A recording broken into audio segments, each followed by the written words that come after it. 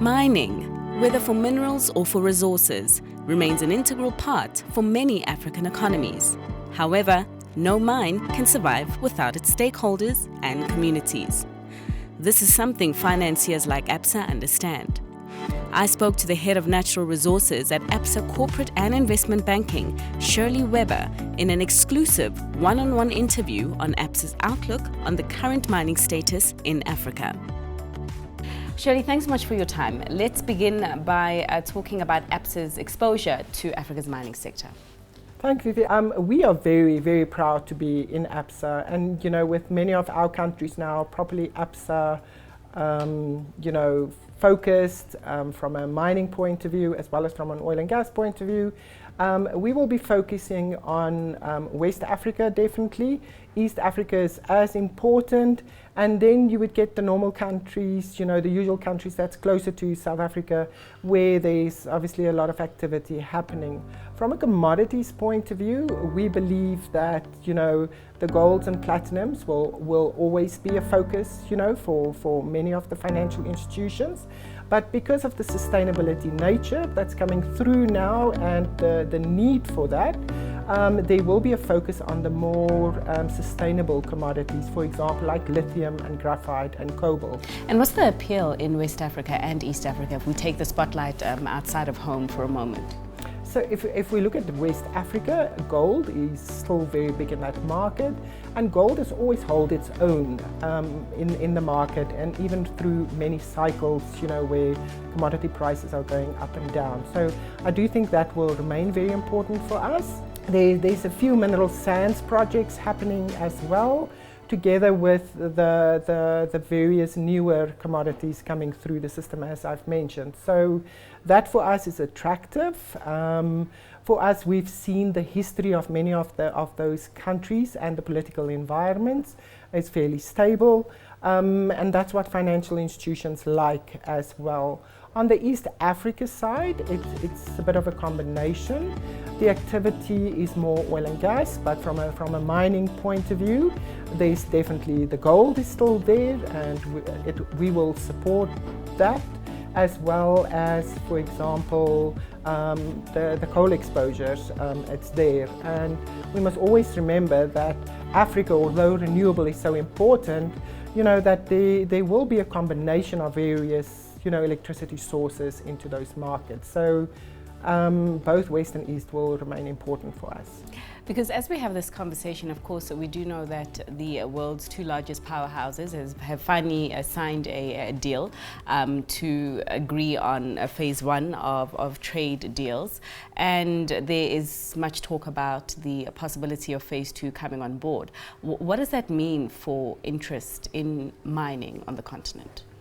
Because of the vast resources that's sitting on our continent, I do think it's all just very positive. I think for a certain period of time, with the two powerhouses, sorting out, the issues in between them, we were worried that it will have a very big impact, for exports going out of Africa from many of the countries, as well as the impact that it would have not just on exchange rates, but also on the actual commodity prices. So for us, I think no trade war is good for anyone. So we believe that now, at least, with some resolution in the future, that it's all going to be positive for the African continent. Bringing the focus back to South Africa right now, how would you describe the appetite for investors and specifically financiers like yourselves towards South Africa's mining sector currently?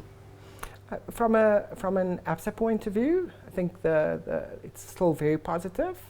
I do think with the inclusion of a mining indaba, with political stability coming through the system, with us seeing that all the labor negotiations, with our unions, etc., that it's all been very amicable. we believe that there should be a growth in the mining, funding position for many financial institutions. I do think, though, we mustn't forget that many of the commodities in South Africa, it becomes, the production cost to get to the actual geology where either the gold or the platinum is, it becomes more expensive because we have to go deeper into some of those mines. That will always have an impact. So it's a combination of factors. Is a project commercially viable? Should the banks actually invest in it?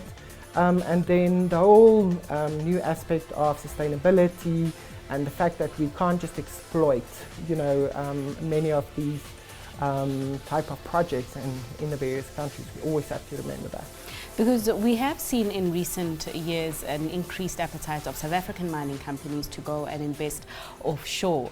The ones that do come to memory right now, Sibanye-Stillwater, or yes, having bought the Stillwater assets in the US, and more recently Impala Platinum. I believe even Absa was involved in helping out Harmony Gold with its dollar-based lending. So my question is, are we likely to see that trend continue? And also, is that trend a function of better prospects outside, or a nervousness in putting money here at home? I think it's a combination.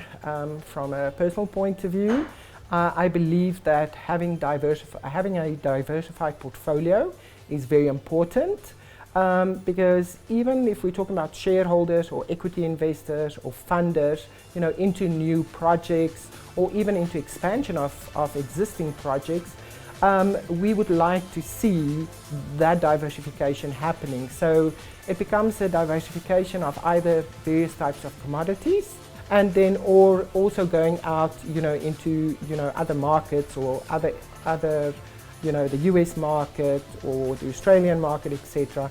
Just to get that balance right. But it is a combination.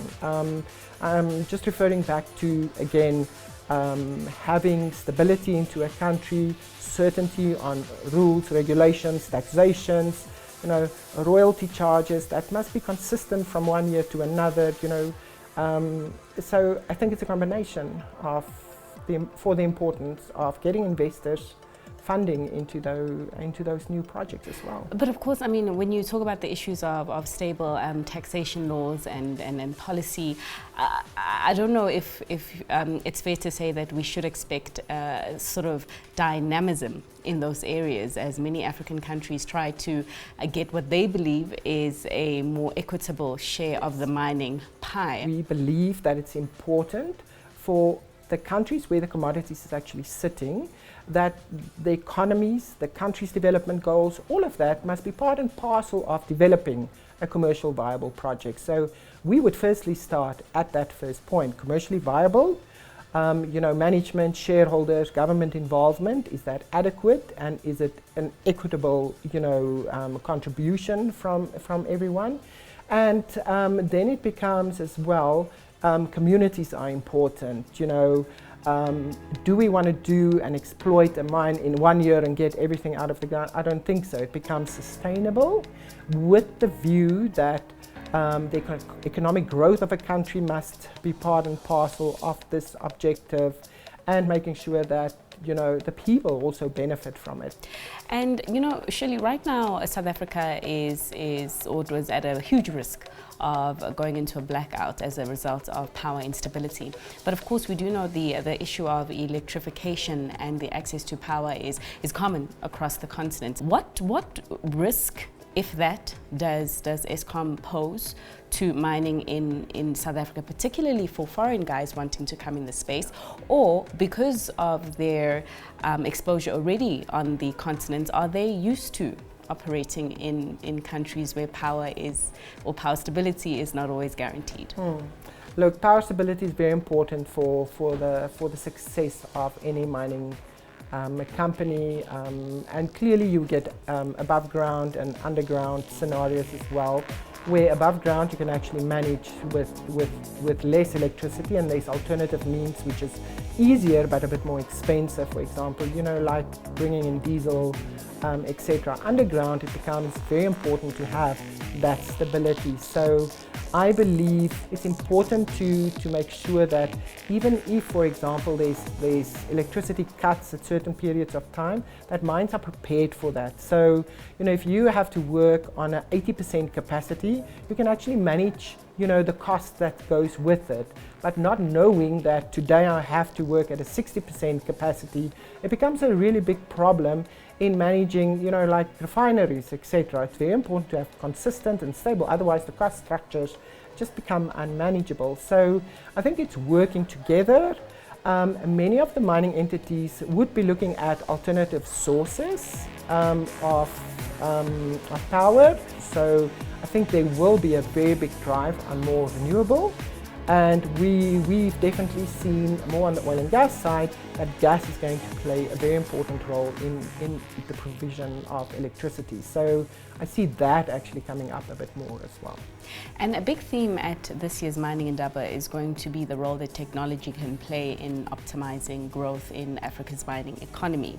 Would you say that investments or more investments are more likely to, flock to mining companies or miners on the continent that are more mechanized or more digitized in their way of doing business? It will be a combination. I don't think technology will actually take over all mining operations per se, but there will be combinations to actually drive the efficiency to ensure, that there can still be labor employed, etc. So for me, it's not a combination of bringing in technology, thinking, that labor will be taken out of the system. I don't think so at all. It's a combination. Technology will be brought in for efficiency. It becomes part of an exploration. What is the next, path that we have to go and explore, for example, in an existing mines?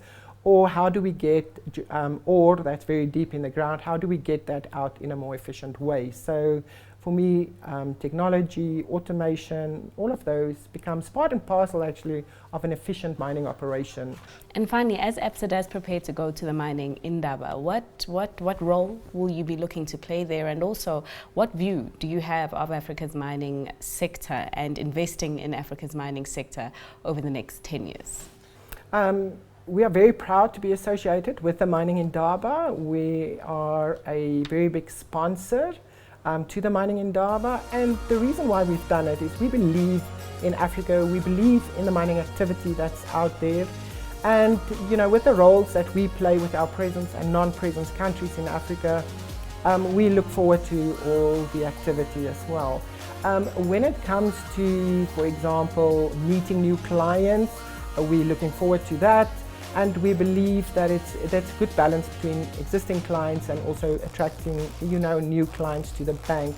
We would like to assist the new clients, in looking at their projects, financing them, and obviously helping all the countries and the economies for economic growth, obviously ultimately the purpose. But again, it's only a week in a year that we are at the Mining Indaba. We actually live for that 365 days of a year. That is our bread and butter, and we would love to continue with Africa and its mining activities. Shirley, thanks once again for your time. Thank you.